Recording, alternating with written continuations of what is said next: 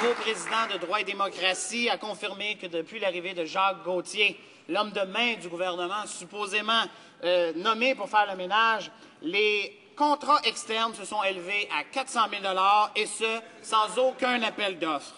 Comment le gouvernement peut-il tolérer que de l'argent public serve ainsi à financer une guérilla qui vise à discréditer l'administration précédente et à justifier la prise de contrôle de Droit et démocratie par le gouvernement conservateur?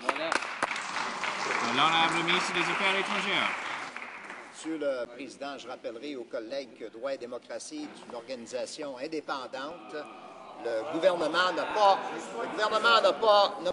pas été impliqué et n'est pas impliqué dans les opérations courantes. Le responsable des opérations, Monsieur le Président, des opérations courantes, a témoigné hier en commission parlementaire, c'est Monsieur Latulippe. Il a comparu. Toutes les questions que les collègues auraient pu ou ont pu lui poser ont été adressées et il a répondu, Monsieur le Président. C'est sa tâche et c'est sa fonction. L'honorable député Jean Lebert.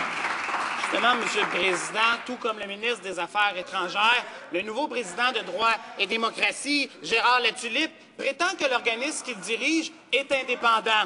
Sauf qu'en même temps, il affirme que Droit et démocratie doit s'aligner sur la politique étrangère du gouvernement conservateur. Comment on peut, en même temps, dire qu'on dirige un organisme indépendant et, d'autre part, dire que le mandat de notre organisme est subordonné à la politique pro-israélienne du gouvernement conservateur?